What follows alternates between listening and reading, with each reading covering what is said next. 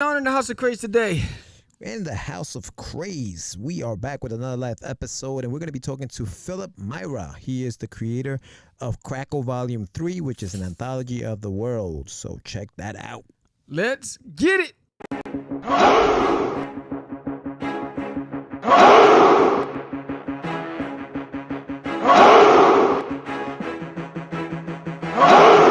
We are the only show for independents all around, giving you a platform to spread your word all over town. Catch the Craze is the place to promote to your fans with the dream of Medina and Sam the Crazy Man.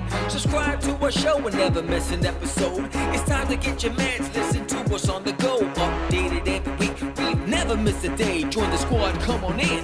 It's time to catch the Craze. If you are an independent, catch the Craze. Making moves on your own, catch the Craze. On your grind in the streets, catch the Craze. Join the movement, catch the Craze.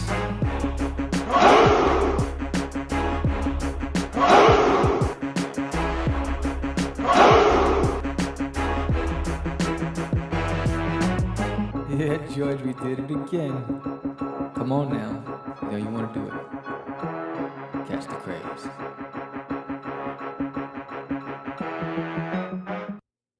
Welcome to Catch the Craze podcast. I am your host with the most, Sam the Crazy Man Maira, and I am with George the Dreamer Medina. What's happening, Sam? Oh, almost dropped What's my phone. happening? Crazy night. Moving fast. Crazy night. Yeah, Yes. in and out. We're bobbing and weaving, man. We're like that Fury fight. That's it. Oh, that was See a that- great did you see fight. that That weekend? was a great fight, man. You know. Bro. That's what happens when you are just a heavy hand versus somebody who's skilled in the art of boxing. He's a technical fighter. So Fury's a technical fighter and he's a hard hitter. But and Wilder. Yeah. He's a brawler. You He's a know, brawler, and I and he think got he should. tired. Yes, He got yes, tired. because he put on too much muscle. Yeah. You know, that kid was too jacked. Oh. Yes, he was straight out of like the Greek books or something. He was ripped. And I'm like, man, I said, I'm afraid of you. But that's what happens. The more muscle you put on, the more weight you put on. You know, and then your flexibility is gone. So you're not as quick. Your snaps are not as fast. Yeah, You know what I'm bro. saying? Yeah. He Where got caught out there. where you have, you know, Fury, who is he's not a muscular guy, Nah, he's but not. he's quick with it. Yeah. He's got not. the moves. He's got the eye. Like he's big too. he man. has He's the he's 1,000-yard big dude. stare. You know, like where he can see things in Matrix mode, in slow motion. You know what I'm saying? Like he sees it coming. He's like, oh, I see that. Yeah, I see because that. he docked a couple of those Yes. hits that I was like, oh, if he would have connected with that, bro. And he did knock him down. It's not even like Wilder didn't knock him down. Yeah. He did get knocked down, but this dude knows how to get, like, he can get up. Well, Like, he can got go back up. Wait. Well, when that first fight where he got knocked out, Mm. and everybody thought he was done, and Yeah. all of a sudden like the Walking Dead, he just He got up. like what's that guy? What's his name? The wrestler, the Undertaker. The Undertaker. Just like, No, he just. Everyone was like, "What the hell? What was that?" I was like, what are we watching? That was right now? What creepy. is this? That was That creepy. was creepy, Yes. bro. Oh. Yes. But anyway, welcome everyone to another live episode. We just spoke to Daphne, if you were watching, about, I don't know, 5 minutes ago. And we're back with another guest, another Kickstarter, right? We're Yes. talking to Phillip Maira. Yes. He's got Crackle Volume Yes. 3 coming up, so that's exciting. Yeah, Yeah. busy day, man. Busy day. Busy day. Yeah. You know, not only that, I mean, our lineup for the year is crazy. I mean, it just keeps building. I'm booking late. I'm booking December now. Damn. It's been coming fast and furious. The amount of independents that are just been coming out the woodworks and trying to get on the show. So that's pretty dope. So trying to accommodate everybody. I did double book a couple by mistake because there was just so much, you know. So one of the challenges is that they're hitting me up from so many different platforms, whether it's Instagram, Twitter, the website, Facebook. And so I keep directing everybody to the email address to send everything. But everyone still uses the same platform that they contacted me on. So that's where it gets tricky. The confusion. Yeah, that's where it gets tricky. I'm like, just send it to the yeah. email, because that's where I archive it. I put it in the guest folder. I'm able to pull the documents. It's easy that way. And then I got to remember, well, how did this person contact me? If I have your email address, it's easy to send the invite. All of it is done. So it's exciting. So we got a lot of stuff going on. We're going to talk about his anthology. It's pretty cool. Very deep. He wrote all of it. And he has a lot of different talented artists that the artwork is sweet. Actually, I'm going to feature the first issue in What's in the Box. So look forward for that. I really dug it. So that's cool. Yeah. That's awesome, man. That's awesome. Yeah. Big shout out to Michael Sammartino, who's in the chat. What's going on, Mike? We're going to have Michael tomorrow on the show live. So make sure that you tune into that. Michael and his squad. Yeah, he's going to have his squad. We're going to be talking about his book, Technogods. I enjoyed that book as well. I didn't read part 2. So you know what? I'm going to do my homework tonight. I'm going to read part 2. This is why I have more to talk about, because I really want to find out what happens in the second issue, because the guy that's supposed to be the guy, he was useless to them, and it was the girl who stepped up. And I'm like, yo, what's up? If you didn't see What's in the Box, check out Technogods on What's in the Box. It was definitely an interesting read. That Viejo and his characters crossover, bro. Like that could happen. That could happen right there. Yeah. I was like, yo, how is he out when things are going popping? I was like, what's going on? Wake up.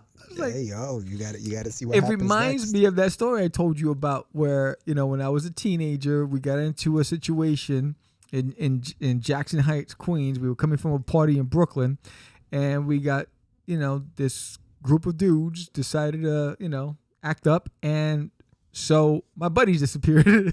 So it was just me and 2 others scrapping with like 10 people, and because everybody ran. And so when I was reading that book, it reminded me where he's like all of a sudden he fainted. He's like, he's out. So then when he wakes up, is it all over? ¿Qué pasó? He's more used to them than that. Don't worry. We got to keep you hooked to find out why he's like that. See, there, Mike knows what's up. Yeah. Nah, great writing, man. I think it was a fun read. It goes by fast. Like, it's a quick read. It's not something that drags. Like sometimes some comics can do. This thing moves fast, so by the time you're in the second issue. So I'm waiting for the third issue. I texted Mike when I got the book and I read the first 2. I was like, yo, I got one question for you, brother. Where is issue number 3? Because I want to know what happens next. So yeah, they did a great job with it. No, it did, I enjoyed it. So hats off to you guys. I really enjoyed it. I really enjoyed those the 2 characters that he has that go back and forth. They actually kind of remind me of Mike. Like, I can picture him kind of saying those kind of things and making those kind of jokes in the middle of the heated battle that they're going through. So, yeah, it was good. It's a fun read. So I even like the camera angles. Very well done. I mean, it was pretty cool. Yeah, very well done. So for those who haven't seen the What's in the Box featuring Technogods, check that out. And tomorrow we'll have Michael and the crew, and they're going to be talking about their book tomorrow. So that'll be fun. Yeah, that'll definitely be fun. He said, I want to know where issue 3 is too. We got to ask Rob tomorrow. Put a little pressure on Rob. All right, cool. We'll ask Rob tomorrow. Where's issue 3, Rob? But yeah. So that's coming down the pike. And yeah, man, I'm glad, we're busy. We're up to 431 subscribers right now. Hopefully that number doesn't change for the worse. Hopefully change for the better. Yeah. And we get more and more subscribers in the next few weeks. So we're up to 431, so we got a subscriber tonight. So whoever you are, thank you so much. We appreciate you, because it must be someone who has a hidden account, because it doesn't show me who it is. But we still do appreciate you. We always like to acknowledge. Stick around, please. Yes. Don't go anywhere. Don't go unsubscribing and leaving us. So so if you wanted to stick around, if you wanted to watch the episode of What's in the Box featuring Technogods, here is the link right there. So just hit that up and wait till the show's over, and you can watch that later. But it's actually did pretty well. They had a lot of views on that episode. So I know that Michael Sammartino was doing his thing and pimping his ride. So that's pretty cool. Yeah, that's awesome, man. That's awesome. Yeah. But yeah, brother, we have I'm happy to talk to our next guest and talk a little bit about his world. I think it's interesting. It's an international anthology. 100 and plus pages anthology series of self-contained stories that are a mix of a slice of life, drama, magical realism, with a dash of fantasy. Yeah. So Phillip's doing his thing. He's got a $2,100 goal. He's at $2,035 right now. Yes. 115 backers, 25 days to go. So he's got plenty of time. This thing ends November 6th Yes. at 11 p.m. So he's got plenty of time. But we want to get him past that goal. So if you're watching tonight and you guys haven't yet, check it out. Go to his Kickstarter page and pledge tonight after the show. We're going to talk to him a little bit about it. Yes. And Sam, you enjoyed it, right? You said you read the first volume. I read the first one. I didn't read the other ones yet because of all the stuff that's on my plate, and I really enjoyed it. Really, some a lot of social topics, and really deep topics. Hold on Kickstarter. So if you guys want to check out the campaign, here it is. Here's the link in the summary. Crackle on Kickstarter. Really deep topics. Where is this? What am I doing? He has an issue called, Head Above Water, Tool House, polyrhythm, folds. They talk about, and we'll ask him questions, but there's marital issue, a story on marital issues, a story about someone who's dealing with cancer. You have witchcraft or seances with a bunch of kids are doing. So there's a lot of different topics. And so he wrote all of them. So love to get his perspective on where he gets his influence from and all this other stuff. So we're going to be asking him a few questions about that. Yeah. Before we even get him on, I'll just tell you guys, Crackle, there's 3 volumes. So yes, you can get all 3 volumes in this campaign. Crackle Volume 1 is 24 pages, and it has it's 7 stories. It's got 8 international creators. Then you got Volume 2, upped it up to 28 pages, 6 stories. So it's 28 pages collecting 6 stories. And then the Volume 3 is 56 pages collecting 6 stories as well from 10 international creators. Really? And you can get all of them. Yes. You can get all of them for $22 or more. So well check produced, that out. Yeah. Amazing art, well produced, really good stories. I mean, really strong dialogue and content. Sometimes I feel like I was watching like a novella or like an episode on TV when I'm watching it. I'm like, and you could definitely relate to a lot of these sensitive topics. So it's pretty, and for some people it's gonna be hit close to home. So he took a different spin on creating comic books where most people look for like, action, adventure, and all these other stuff. He's really social topics, which is pretty interesting, and I really enjoyed it. Yeah, I'm looking at his page now. He's got a couple of preview pages. He's got a couple of girls in a record store, and they pull out a Tribe Called Quest, the Low End Theory album. Nice. So that's kind of cool. I like to see stuff like that, where they like throw that kind of stuff in there. But it sounds like it's an interesting book. So if you guys are watching right now, make sure you go to his campaign and pledge. Hey man, $22, which is $27 with shipping and everything for all 3 volumes. Shoot, that's a deal to me. That's a right deal, there. especially you're getting a lot of different stories. Yeah, and each one of them makes you think. So you'll find a story that you enjoy. Again, the production value is top notch. Yeah. So you could tell that he took his time putting this together, vetting out the creative team, the whole bit. So really cool.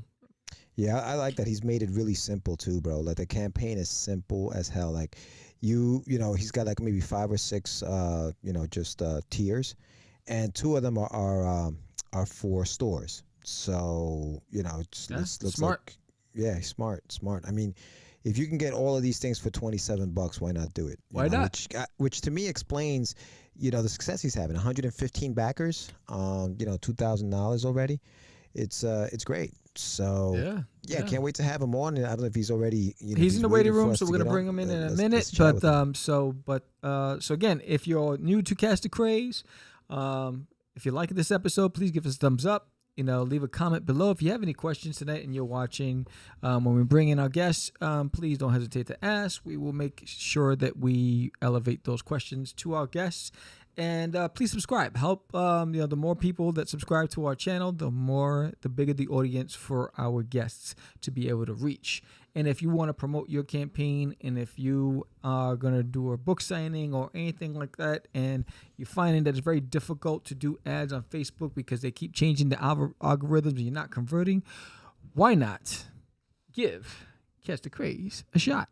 Are you sitting at home wondering how you're going to spread the word about that Comic-Con that you're about to appear at, and you want to get some press?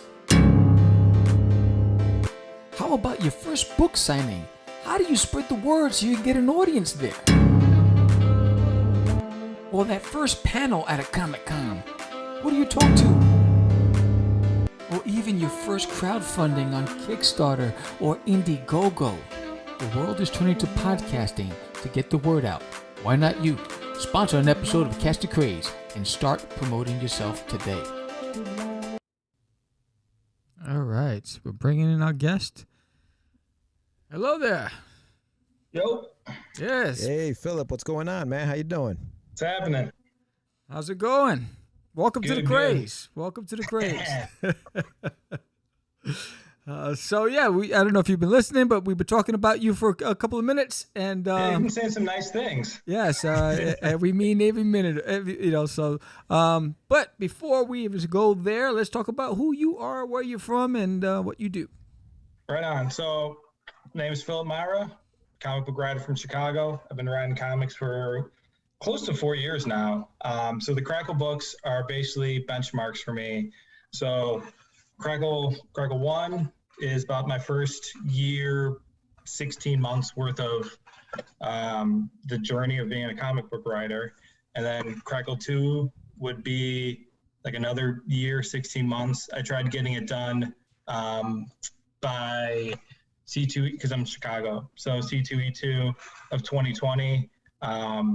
I didn't get it done then. I got it done a couple months later because, in 2020, we kind of all had a lot of time on our hands going.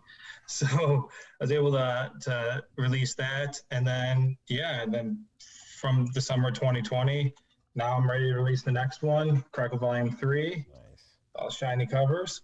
And the stories are basically done. We're just a couple of the stories are in the lettering process, and that's about it. I mean, I'm just ready to share with everyone all these stories I've been working on for close to a year and a half.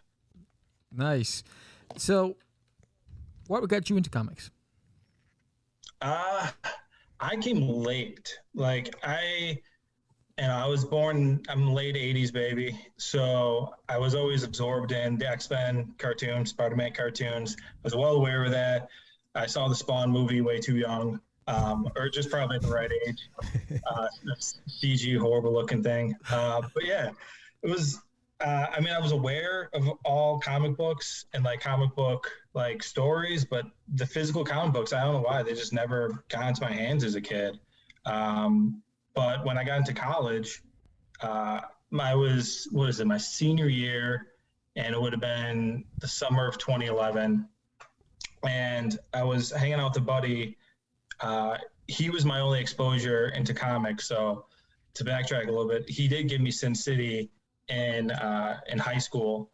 So after seeing the movie, he's like, yeah, I got the real thing. And I was like, all right. So I read it and it was, I liked it. But I never pursued from there. So when I saw him again randomly in the summer of 2011, he had the first trade of Walking Dead. And at the time, Walking Dead was announced to be a TV show, but it didn't hit AMC until that October. So it's still a couple months ahead. And I was just reading it, and it just baffled me because it was the supernatural element, but it was just people dealing with problems and people dealing with other people, and just beyond, like, the post-apocalyptic it's beyond comprehension, but then it's also constant problem solving and constant, I don't know, just like through anything can happen around the corner. So there's a constant tension there too. And that's the thing, like if the first Walking Dead and most of Walking Dead was just people talking in rooms, and then like a hand will come out, or just someone will just, you know, bite someone's neck really quick, and then it'll just jump back to talking in rooms. Like, it's just, that was the rhythm of the thing. And I just didn't, you know, I didn't know comics were capable of that. So at the time I was, I worked at the college library, big old nerd. And, you know, I had all my coworkers there that were, you know, trained to seek out the rare books and stuff and get anything we need from other libraries. So yeah, I totally ignored them and just Googled like graphic novels and went and go find some Hellblazer, Preacher, a lot of the Vertigos, Why the Last Man, Sandman, and then I was going through all that stuff. And yeah, I was just like, this is comic book. Like, it's one of those things, like, we know this is comic books, and like, this was 10 plus years ago. But I mean, in the mainstream media of it all, there really wasn't. Like, the only thing I can think of, now that I'm thinking about it, is like A History of Violence came out around then, the movie, and then, you know, that's a non-traditional, and then obviously, like I said, Walking Dead, like, that's a non-traditional comic book in, you know, collective unconscious. So yeah, I just kept reading comics. That was 2011, and I moved, you know, I graduated college, go me, and you know, I went back to Chicago. Chicago has an amazing interlibrary loan system, plus their own library system. I mean, they got Kickstarter books, they got, you know, rare, minimum print run type, you know, niche stuff from like Fantagraphics, you know. So I can whatever I want, I can usually get and read, as long as no one else was greedy enough and wanted to read at the same time. So yeah, I just kept reading, and then I was like, well, maybe I should try to do one of these thingies. So this would have been like four summers ago, and I tried writing my first script. And at that time, you know, mainstream media was pretty deep in that. You know, MCU was starting to get big, but also just media in general, like comic book, like I said, Walking Dead was still big. I can't really recall off the top of my head what other type of movies and TV shows that were based off of either image books or just indie dark horse stuff as well. But it was getting very much, you know, into comic mainstream. It started blooming to what it is now, like it's about 4 or 5 years ago. And yeah, I just, I was able to just Google comic book script, because I don't know what it looked like, because I knew that, and I knew that the comic book script is a converse. Like, I kept researching, like, and what I've seen from comic book writers is like the comic book script is a conversation between you and the artists, and it shouldn't be like a dictating bullet points of, you know, this happened to this panel, this happened to this panel. It should be somewhat loose, and it should be distinct enough, but give them enough creative freedom to take elements and enhance it, and don't, like, you know, this is probably said 1,000 times, but like, you know, I got, you know, privy to Alan Moore scripts, and you look at Alan Moore scripts, and they're all like every single item in the background. Like, if you're in a bedroom, like every single physical thing that could be in the background he describes. And I mean, I don't know if he freaked out if 1 or 2 items are missing, but it's also like, is that necessary? Is that right? You know, that's too much of a stranglehold. That's too much of a command. That's not like two people having a conversation trying to build something together. So I was smart enough, and I read enough about interviews with comic book writers, but also comic book artists, and what their take is on what they like to see in scripts. And from there, I maybe was too formulaic. So I was like, all right, I'm going to do a 3-page story, you know, page 1, beginning, page 2, middle, you know, page 3, end. And I had a loose idea about, you call it Tool House, but it was Toulouse, which is a town in France. And that's the first story I ever wrote, and that's the first story in volume 1 of Crackle. And now that we're on live stream, so I can do photos. I can share with the class the actual story. Mm-hmm. So I ended up writing. This was the first script that I ever wrote. It's just a quick five-page story, but you can kind of tell it's kind of panel heavy. But each panel I try to make is as distinct as possible. Yeah. And then it ends on a pretty distinct cliffhanger. Right. But I ended up writing that. It took me about 2.5 months to write the script. It ended up, like I said, blooming into about 5 pages, or not about 5 pages. So I wrote that, and then I wrote my second script. I tried writing another 5-pager, and that is the second story in Crackle. It just ended up being that way.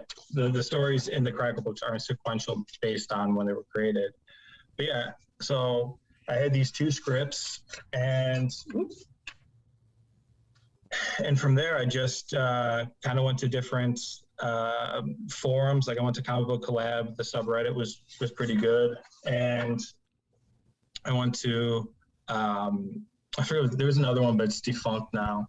Yeah, it's always great too. I always tell people, like, is this for children? Like, no, there's penises in this one. So it's just like Comic-Con. It's also like, yeah, there's existential crises and penises. So, but yeah, so at the time, like I said, this was summer 4 or 5 years ago, and we were rolling around roughly around now.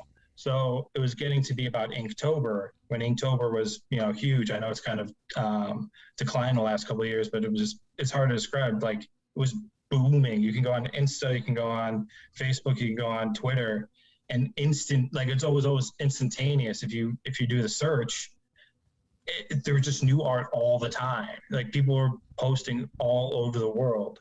And so I narrowed down the search engine, and I said, whoever's using this hashtag, but anyone that has comics in their profile or their post, so that way I can get actual comic artists. Because there was, like I said, I can stare at the beautiful art all day, but if someone's more suited to illustration and not the storytelling aspects of that is comic books, then we'd be wasting both of our times.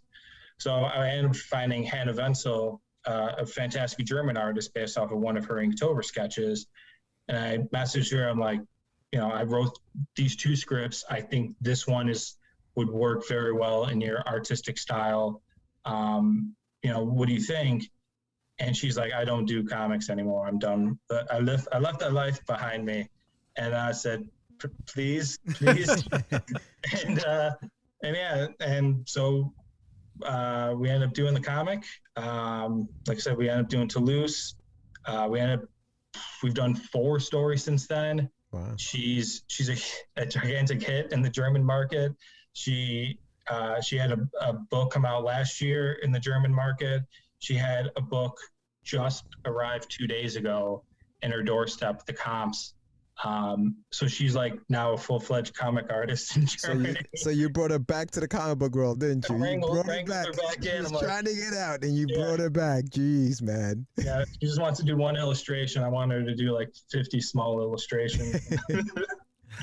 That's amazing, dude. You know what I find very interesting about your anthology is that they're really short stories. Like, most people, when they think of anthologies, they think of an 8-page story, right? And they throw an 8-page story into an anthology. You're writing on an average between 3 to 5 page stories. Do you find that to be easier than, say, a full 8 or even a 24-page book? Or have you tried to write anything longer than just the 2 to 5 or 3 to 5 pages that you're writing?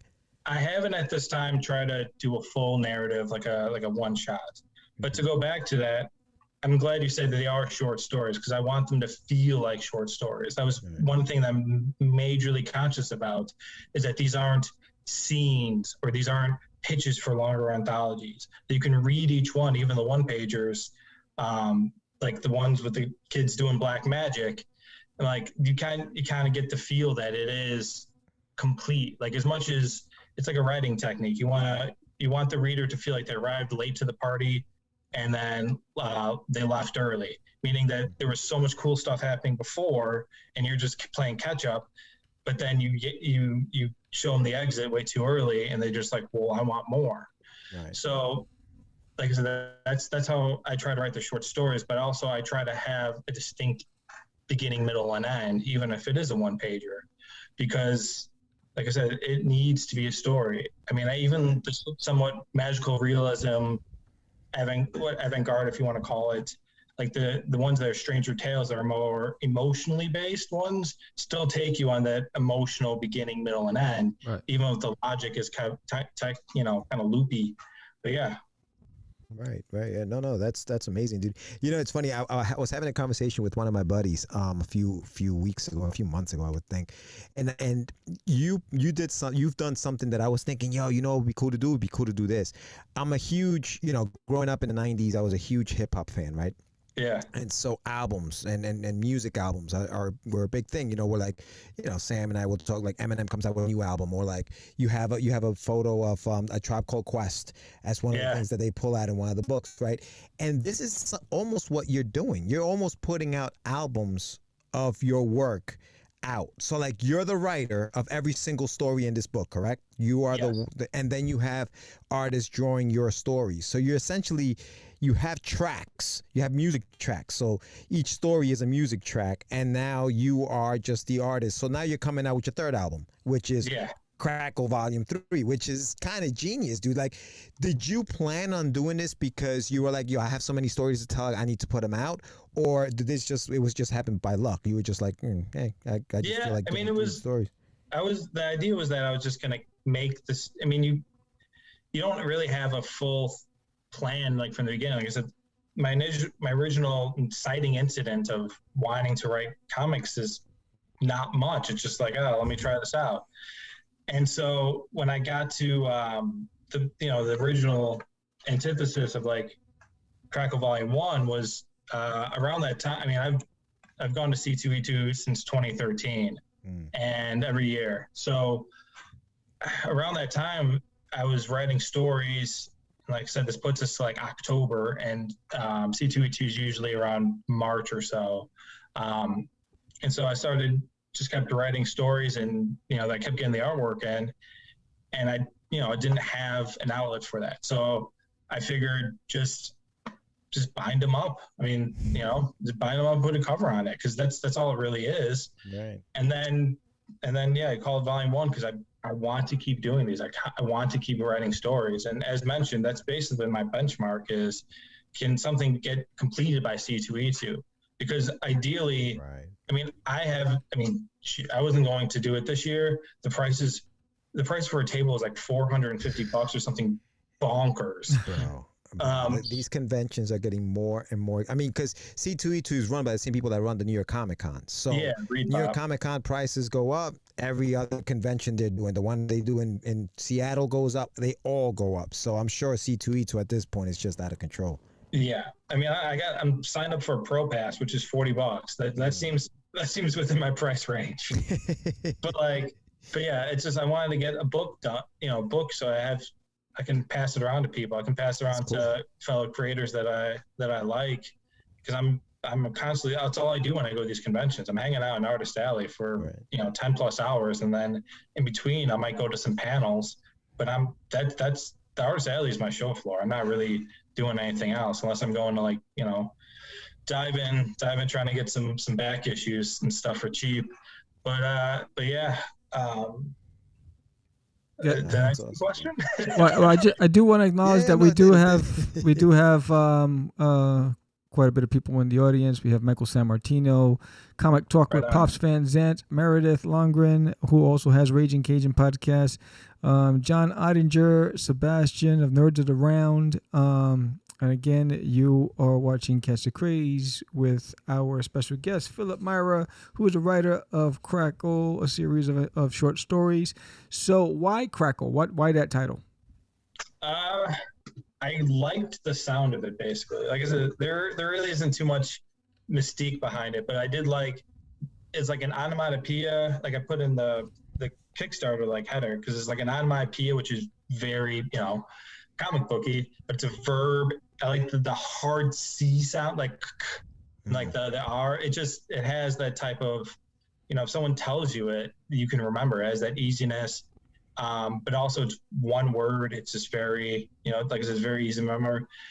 And the most important thing is when you Google Crackle Comics, there's no other book called Crackle Comics. So it's like, see, I thought initially that it was the crackling of the flames, and when you're like a campfire where people are telling stories at a campfire. So I thought there was like some sort of thing to it. That's just me. But well, you know what? Phil? There it is. That's what I was thinking. You know what, Phil? From now on, that's what you tell people. Crackle is the sound of the campfire telling stories, and that's what it is. The oldest setting for telling stories. All the campfires. Yes. Uncanny George says elbow cough. Yeah. So No, yeah. you know what? That's I think.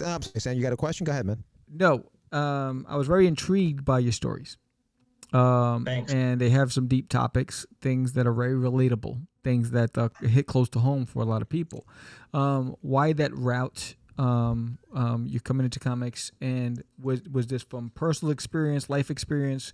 Where were you pulling all of these stories from? So I label my slice of life or drama. I don't know exactly what a more apt, or maybe that is the best description, but they're basically stories of people struggling or making tough decisions, and you see either that struggle and then the rise from the struggle, or the succumbing of the struggle, or the decisions and the outcome, whether it be positive or negative, or just people living with their decisions. And then I got a couple of, like I said, some fun ones, like I said, with the oh shit, the kids performing black magic, which yes, with the cat. Yes. Yeah. So the first one you guys talked about this prior to me jumping on was has to deal with marital problems caused by the husband being an alcoholic, and the second one is dealing with cancer and beating cancer, but then getting cancer again, but also going through that struggle alone. And then let's flip through it, see if I can get another good eight. I mean, there's other stories of uplifting, like the first story in Crackle Volume 2 is called Old Cookies, and it does deal with death. It's two brothers coming after the funeral of their mother, and the mother kind of sends them on like a scavenger hunt to go to the old bakery that she had, and the boys grew up in. If you're a family, I'm from a family business. My parents own a restaurant, so as children, we naturally were always there. So I kind of pulled from my experiences, like, all right, well, if the mother was in a family business that she owned, then the children that'd be their playground too. So like, this is about brothers coming together and a mother leaving one last impression on their sons. Yes. And then, just things of that nature. And like, even like, on Volume 2, like I have this one called Clenching Fog, and it's about a woman it's mystical and like fantasy based up to a certain point, but it's about basically a woman trying to find her wife and all the struggles that she goes through and try to go find her. And so even in the stories that are very, like I said, fantasy based, it's rooted in the people making decisions, because to me, that's what good stories are. Like when we all watched Game of Thrones, because it ended on season 6 and that was it. But agreed. Well, the prequel's coming. I just saw the trailer. It looks really good. Yeah. But we're more interested in what the people did and like the choices that they made. Yes. And then there was some sweet ass dragons burning stuff up, and then some fights. But mostly it's just like, I want to see how this one person ones up the other person, or just I want to see how this person conquers all this other land. I mean, I'm trying to loosely not spoil Game of Thrones, but I think we all watched it. But it's fine. Yes. If you haven't seen it by now, you're done. Yeah, no. You know what's crazy about what you're saying right now, and you made the same point with for example, Robert Kirkman's The Walking Dead, is me personally, zombies, I don't care, dude. Like, I don't really care about zombies. But what's good about that book was the human relations and what you were saying, how these humans interacted with each other and what human beings will do to survive, right? Like, that's what really gets you watching or reading the book and keep reading the book. Same thing with Game of Thrones. Me personally, I'm not a big fantasy guy, man, whatever. But one of my friends was like, dude, I know you don't like that kind of stuff. Just watch the first episode. Just watch the first episode, and if you don't like it after that, then whatever, don't watch it anymore. When I watched that first episode, I was like, yo, Arya, that's my girl right there. Like, you just get hooked right away, and I think that's sort of like what's happening with your stories. And I commend you for that, bro, because that's not, writing those kind of stories, especially in the medium that you're in, because, people who read comics, we're the superheroes, we're the types. And not that not everybody. I'm not going to say everybody looks for that, because at this point, we don't care about that anymore. But the fact that you're doing this and you're making it, I'm reading through your Kickstarter campaign. There are some stores in here that have ordered your book, have run out of books, and are reordering books today. Like, so there is a buzz, and I want you to speak a little bit about how you got into these stores and how did you get some of these stores behind the books. Talk to us about that. I'll tell you guys how I did it. It was a lot of manual work. So if I knew, I'm not spoiling any secrets because you're gonna have to, climb the same mountain I did. Yes. So this was during the pandemic. I mean, I had Crackle One at pretty much all the shops here in Chicago. Very supportive. I can't remember. Challengers Comics is a huge one, and then Chicago Comics, which was my local comic shop. They've had to sold out at least 5 times a piece. Nice. And both of them were on consignment. So like, I was only making money when they were making money. But yeah, they were great. So this was, like I said, Crackle Volume 2 came out last year. I think I got to double check, but I think it was probably around May. And I had all these books and no conventions. So, and no convention for the foreseeable future. And this was like that weird 3-week, 4-week period where Diamond was shut down. So like, really, there was no comic books going out anywhere. And, places were either completely shut down. I mean, restaurants were around that time, like, places that were not non-essential businesses were not open to have customers, but they were all able to operate through curbside. So it was all that time, and that's like when I got all my books. And I did fairly well with just posting on social media and fans of the first one, going through my web store and ordering it there. But I was like, the comic shops, like I felt, I did still do kind of, but like I felt guilty to hit up all these comic shops. I know they're struggling, and I sent them, mostly all of them cold email saying, I have these 2 books. If you're interested and you think your readers would like it, that your customers would like this, here's the PDF, so you know exactly what the stories are. Here's the price point that I think it should be. Here's how many pages. Here's all the detail you can ever need. Like, I'm selling to you wholesale, so I'm basically making 10 cents per issue. I just want people to read these books. And so I sent all these cold emails, and it sucked because a lot of the times these people would get back to me and they're like, well, I have to close my shop up after 22 years. Like, thank you. Damn. Like, I really like, thank you. And I was just like, I'm sorry to hear, but like, please, if it would help you out, like, please read these stories. Like, don't share them out. Like, hopefully you enjoy these. And I got a couple of those. A lot of the other ones declined. But so how I found all these emails was TKO, the publisher TKO, on their website, they have an interactive map listing all the stores that have TKO books. So I went in and like I manually just copy and pasted because you couldn't export it because it's like an interactive type of map. And I basically copy and pasted every single store that they had. And then I went on Apple Maps and I went hovering between states, like, and even like bigger states. I just went to like small regions until I kept finding comic shops that I didn't recognize in that first list from TKO. I would add it to that one. And then sometimes Apple Maps had places that didn't exist anymore. So then I consciously went in and like told them like, hey, the Yelp page says this has been closed for 3 years. But yeah, and then I basically just did a whole lot more manual work where I went to their face, like everyone's, you know, I'm not sure how well known this is, but like usually for business, you're needed to have some type of email registration. So on most companies or on most businesses' website and their Facebook, it says their email address. So like if you can't find their email address on their website, they're going to have some type of contact email address, whether it's the owner's personal one or not. It's still there on the about page.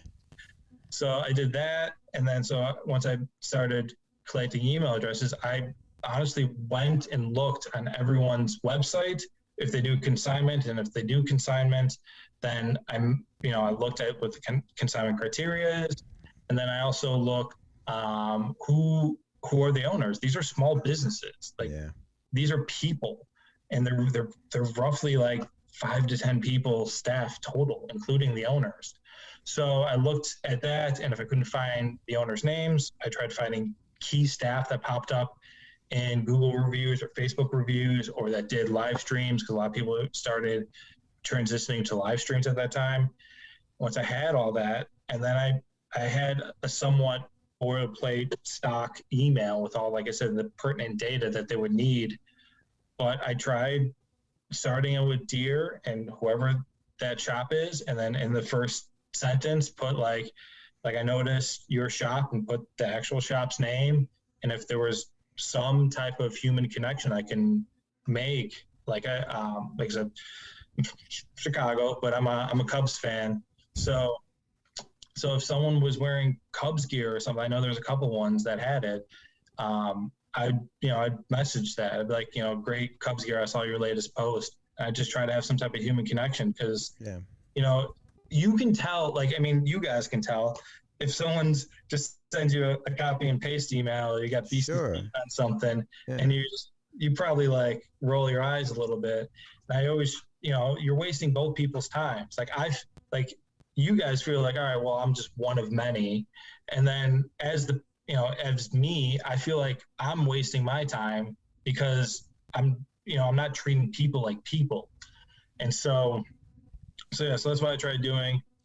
If anyone listening to this would like to do that, like I said, it took me quite a while. Like I had the pandemic, so I've just at home doing nothing.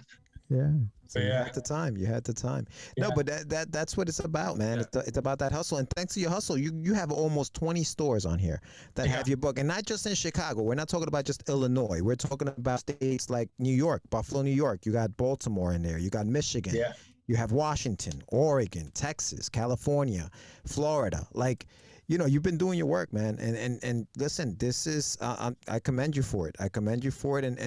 And your campaign right now is being successful because of the hard work. As a matter of fact, I think you just got a pledger while we were online. So that's amazing. You're at 116 right now. So that's awesome. That's awesome. I was gonna say, yeah, because I'm not viewing it, but I mean, if anyone's listening, I'm on the verge of being funded.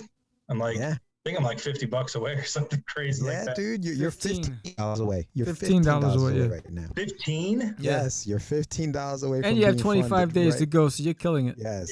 Because I just launched last week, so I'm last week 10 a.m.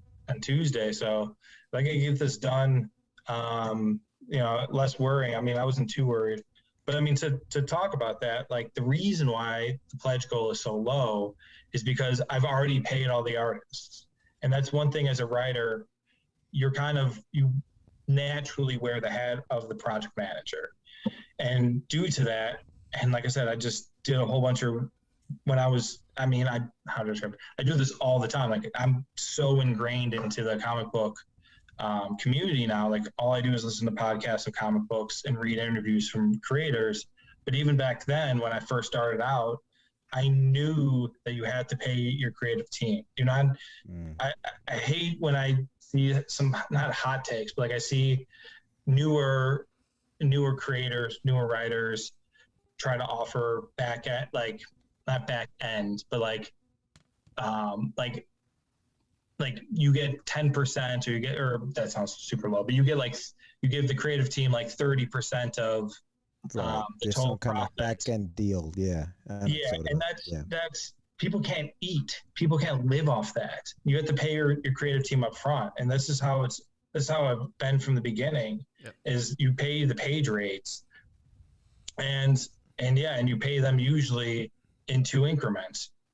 You pay them a good, either 50% or 40-60% in the beginning, and then you go on through the creative process, and then you pay the other remaining portion when the pages are complete.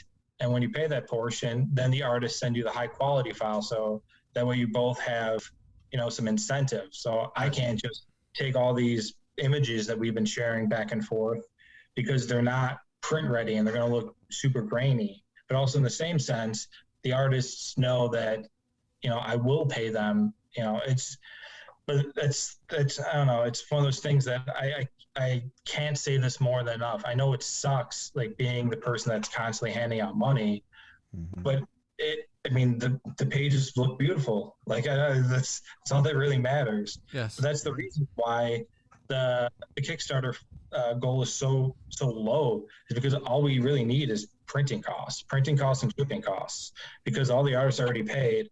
Any extra money that I'm making now is going to a super secret project that'll probably be on Kickstarter spring of 2022.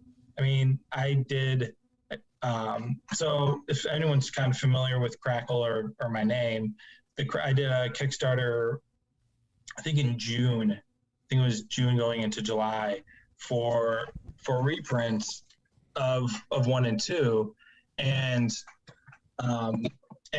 same thing. All the artists were obviously paid by then because they're reprints, but all that extra money that I made, because I was highly successful for my first Kickstarter, I raised over $1,000 more than I projected, and I had over 200 backers, which was very nice. And yeah, so all that extra money paid for the artists for Volume 3, and it's just going to be this continual pool of money that is purely like another helpful tip for anyone that's doing either Kickstarters or that is the writer, or has to be the one that basically is the bank, is to have a separate saving or have a separate bank account, to have everything separate. And I know I've talked to other Kickstarter creators that do large projects, that do either anthology series that need like $10,000 or $15,000. They'll create another bank account because they want to make sure that money is purely there and they don't get it mixed up for whatever reason. Right. Just not just like an IRS thing, but it's just like, mistakes happen. I might order Domino's or something with the front account. Oops. There goes the printing money. But listen, I think we've done something live on the show today that we've never done before, Sam. I think we just got somebody funded on the show. Because you just made your goal. You're at 2115, 117 backers. So you are funded live on the show today. So yeah, you reach your goal, bro. Now it's about making more and more pledges, because we want to make sure that after he doesn't believe he's looking it up. He's looking it up. After Kickstarter takes their money, you want to stay at the 2100. So congratulations, brother, because you just made your goal. Off to Hawaii. Off to Hawaii. Hey, we're going to Disney World. Awesome. Uncanny George says the art looks good. The art is good. The story is great. Everything. You can tell that you put a lot of heart and soul into this.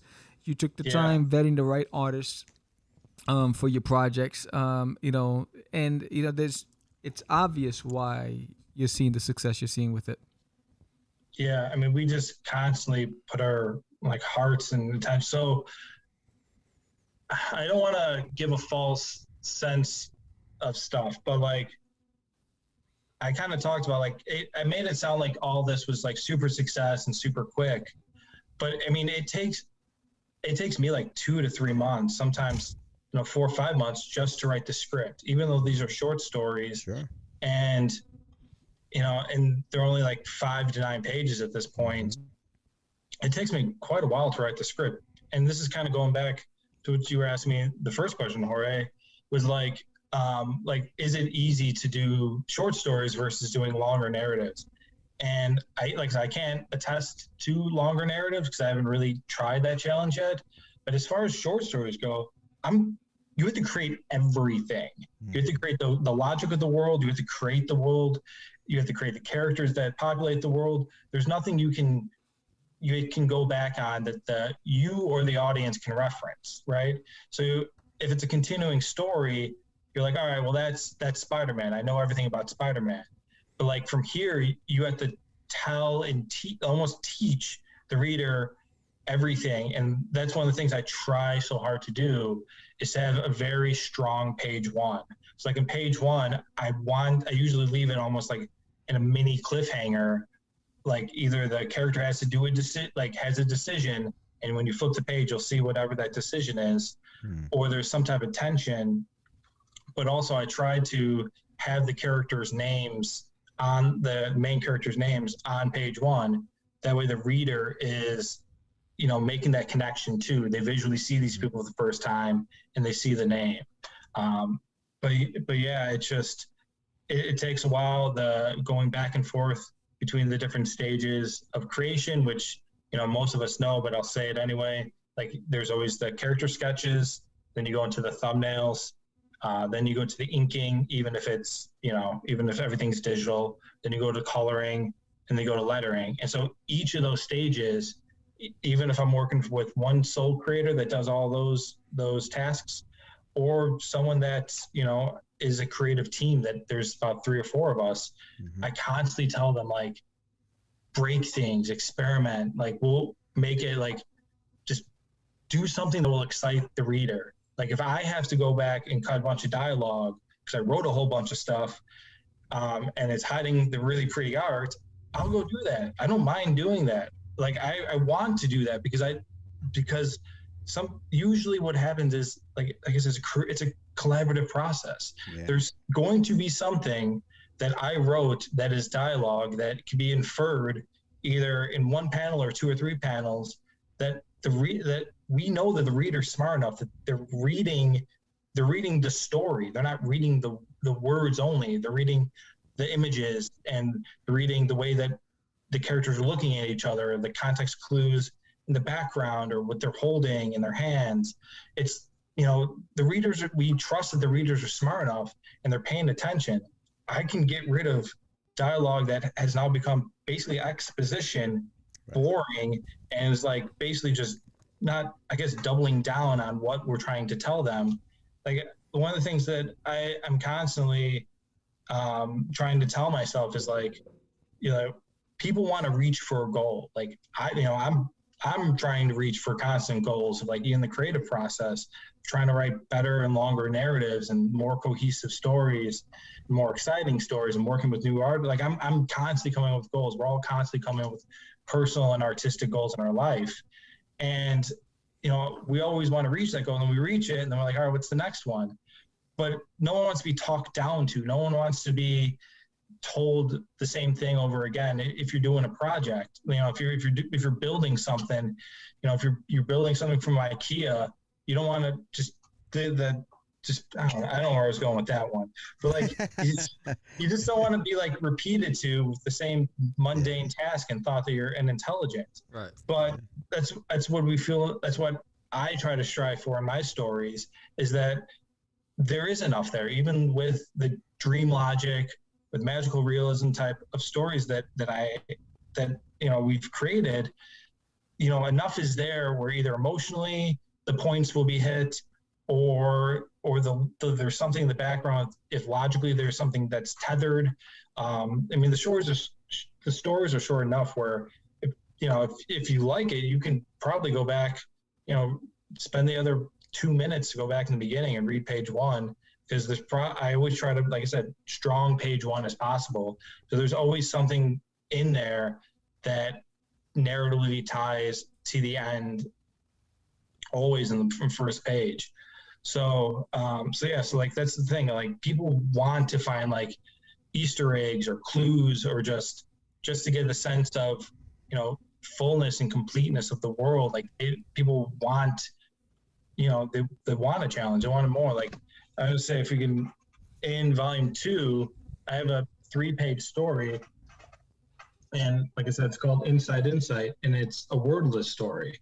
And me, like, the art's very, very, I love the art, but yeah, it's cool. So I worked with, I went and worked with an animator, someone that was more geared toward anime, Louise Holmes, a French artist, because I knew that this was wordless, and that's very important, that the visuals need to be there. And I knew someone with an animation background would have those key skills. And we went back and forth. I forget how many, it was close to 15 revisions of the story. Wow. Because we would both, and it was hard trying to find new people, but we would constantly give friends and family the story, and, you know, it's more wordless. And then, you know, we'd ask them kind of what's happening.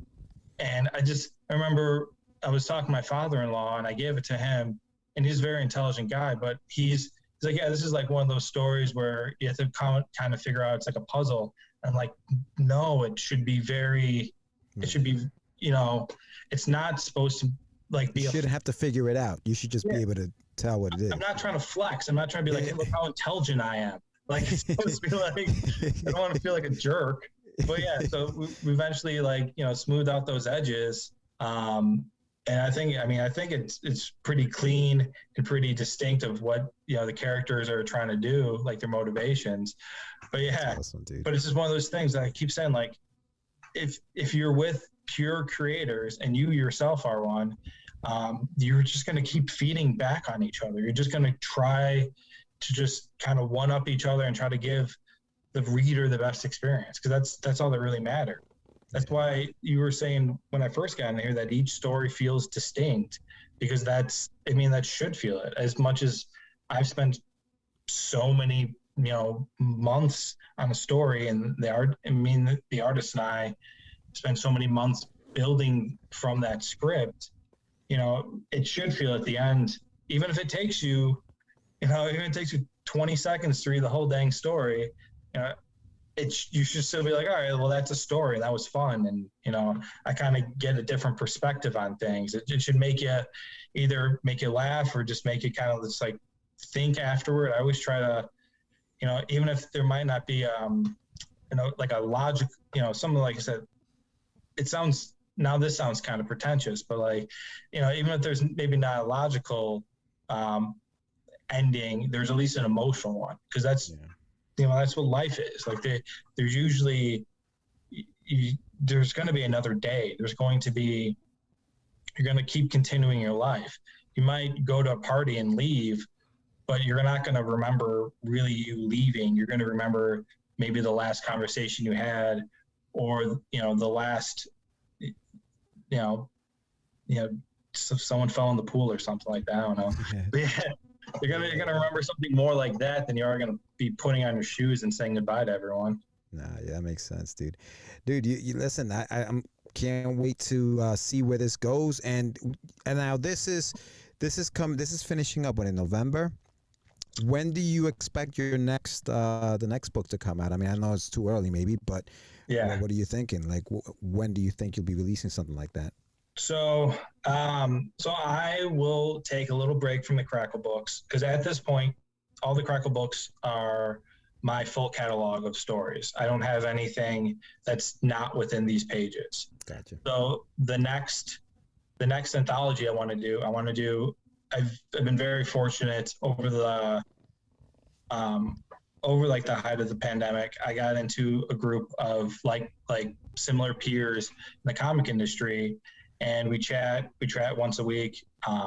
And they are all Kickstarter people, and so they got me excited to try Kickstarter, and so I would like to take one of the stories that's in, I'm not going to say which one, but one of the stories that's in volume 3 is very unique, and it has very unique rules about death, and it's one of the ones that you guys haven't read yet. It's okay. Try to keep that one a little close to the vest. It'd be a big surprise. Nice. But yeah, it's a very great idea. As I do say so myself, it's something that I'm super excited about. But it's in volume 3, and like I said, it's not the story's not a pitch. Like I wrote it purely as a one-off story, but it just kept lingering in my head. Mm-hmm. Of like, all right, well, I did make all these unique rules. Like, how would this world react to these unique rules? How would society be built around these unique rules? So I'm gonna the next anthology will most likely be spring 2022 of inviting all my friends that I've met over the last year or two, and I want to see what their interpretations of this world would be like. And I want it to be fun. I want it to be something where, I want to see people just do a comedy, people do detective. I want no set genre. I just want it to be fun, but also I'm very much in the sense to, like I said, give the reader the best experience. So, I mean, fingers crossed, I want to do something along the lines of, everyone that does get involved with this anthology, I want to try to make some type of through line within all the stories. So like either, like someone's brother or something is in another story, and you can see their perspective, and you can see because that's always one thing that always interests me about my stories is like the passage of time. And I kind of do a couple montage scenes, but it's just like I'm always interested in how the reader perceives time, because that's what it's so strange. Like I kind of mentioned earlier, like the reader can, like I said, I didn't care if the reader goes through the page, in 20 seconds, but that's like, I can't think of anything else where the reader gets the choice. Like you watch a movie, we're all watching the same movie, like at the same time, we all leave the theater at the same time. And same thing with with books, you're building everything, but but that's the thing. Like if you listen to music, we're all listening to the same track. So I'm just fascinated with the relationship of time. But yeah, so that's the spring 2022. And I think I'm going to try to do a decent 60 to 80 page novella sized one shot. Hopefully by the end, roughly, fingers crossed, and with a lot of writing and finding the right collaborator. I think I know who would be best for the story.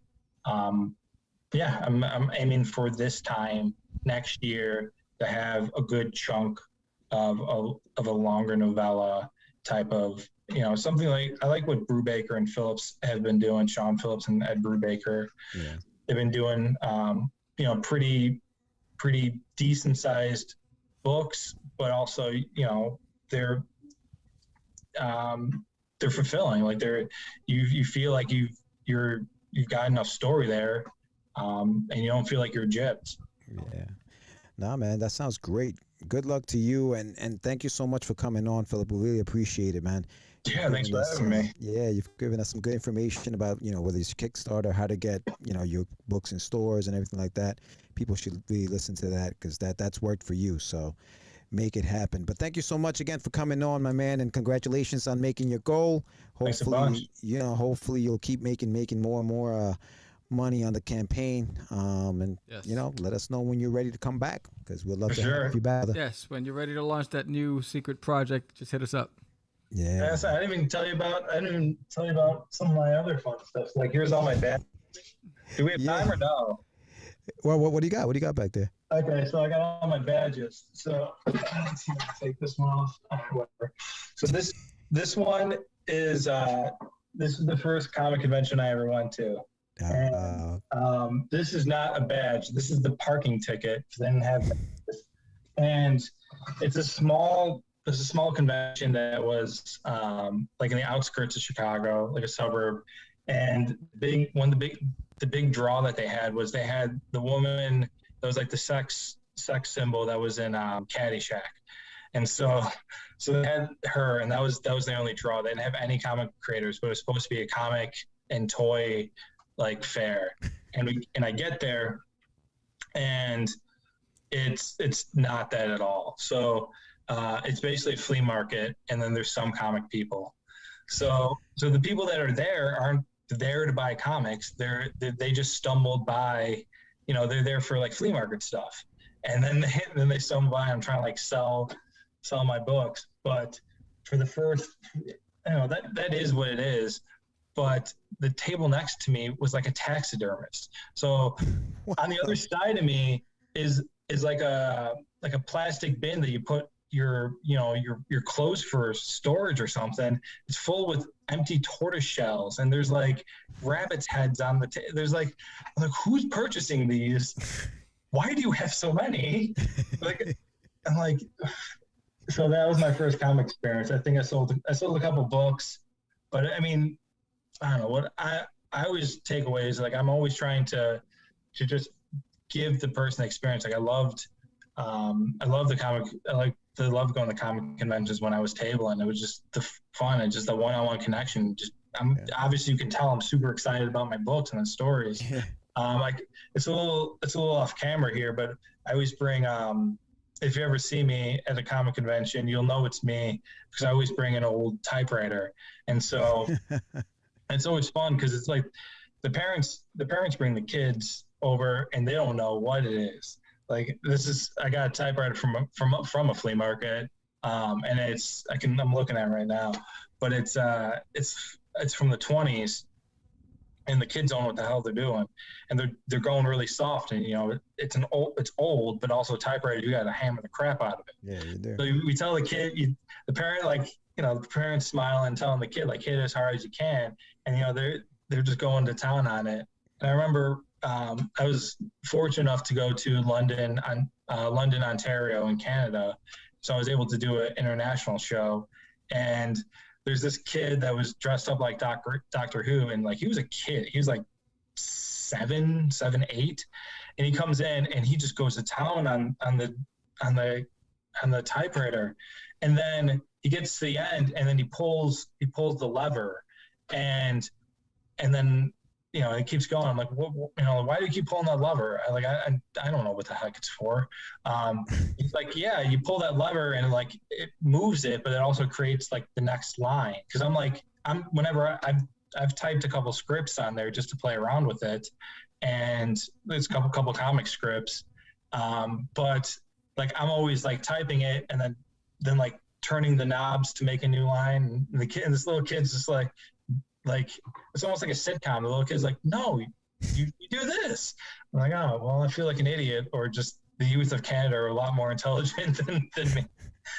Nice. But yeah. Oh shit. That's funny. So thank you so much for being on the show. So what's your website? Do you have a website? Where can they reach you? Yeah, the website's my name. So Phillip, 2 L's, and then Maira, Maira. I'm constantly on Twitter because Twitter's great as far as, writing text, but also sharing links. I'm always sharing links of either works in progress and like images or just hyping up my friends. I'm on Insta, but I don't do much on there. But yeah, that's about it. I mean, I'm always happy to talk about the creating process. Now I'm starting to get my feet wet into Kickstarter, so I've gotten pretty good at that. But yeah, I'm always available to chat. I mean, I'm always trying to hype I'm one of those like rising tide, all the ships are good, or whatever the phrase is. Like the more knowledge we all have, the better. Like when I started off, there was a decent amount of knowledge, but I know if I started writing, I think about this all the time. If I started doing comics 10 years ago, I'd have to go to my local comic shop to find artists. There might've been stuff, there might've been postings online, but you were stuck to your community, and like your community at that time, like 10, 15 years ago, was physical proximity. There was no, you couldn't really contact people, that lived across the world. Like as you mentioned, like this is an international anthology. It's because I've met all these people from all across the world. Like I'm just so lucky that I started this journey as a comic book writer and creator at this time, because it's so accessible. I don't have these hurdles that, like I said, would just be, they wouldn't be hurdles, to be walls that I couldn't even get past to if it was, 10 years ago. But yeah, it's just, I don't know where I was going with that. I just want to give more information. I'm happy to help out anyone. Awesome. Awesome. Man. Yeah, it's been great. Thank you so much, Phillip. Thank you for being on the show, and congratulations on being funded tonight. And again, this episode will live in forever. It's on Twitch, it's on Facebook, it's on Twitter, and tomorrow it'll be streaming audio-wise all over on iHeartRadio and everything else. So thank you again for being on the show. We appreciate you, and much success to you. Thanks, guys. I'm gonna go get some ice cream and celebrate, man. All right, brother. All right, Peace. bro. Thanks, man. Take care. All right, so that was Phillip, Maira, and huh? Now go ahead. Yeah, I thought you burped or something. No, Yes. I said Phillip. There's another episode with 2 back-to-back live shows tonight. So again, the Kickstarter is Crackle, going on right now. He has 25 or 26 more days to go. He's already funded, doing his thing, putting in that grassroots hustle. And again, I just want to thank everybody who joined us tonight: Michael Sammartino, Uncanny George, Meredith, John Ottinger, Sebastian Bonet, Comic Talk with Pops Van Zandt. Thank you all for joining the live chat. We appreciate your support, and that's what we do as an independent community. And don't forget, November 1st, we are launching Forbidden live on right here on Catch the Craze, 8 p.m. Eastern Standard Time. Come back and see your boys. We're going to be doing the live launch for a double launch, Indiegogo and Kickstarter, for Forbidden. So you don't want to miss that. It's a double whammy. And we have some great stuff going on. We have a guest cover artist, variant cover by John Coates. That's going to be on the campaign. You can get issue 2 on this campaign and also volume 1 of the graphic novel for Forbidden. And also we're doing a crossover promotion incentive for our backers between Catch the Craze, between Forbidden and Tragedy by Philip Russert. So with that said, again, and John Ottinger, thank you so much for being in the audience. And so with that, anything from you, George? No, that's it, man. That's it. All right. So with that said, I'm Sam the Crazy Man Vera. George the Dreamer Medina. And we are out. It's just easy. It's not. Crazy. Acquiesce. No, I was talking about my friend Acquiesce. I met him. Say my name, right? This is what you were thinking? Oh, my. He described me. He said, I'm the idiot. What? Catch the Craze. You're listening to Catch the Craze. You're listening to Catch the Craze. You're listening to Catch the Craze. You are listening to Catch the Craze. Catch the Craze. You're listening to Catch the Craze.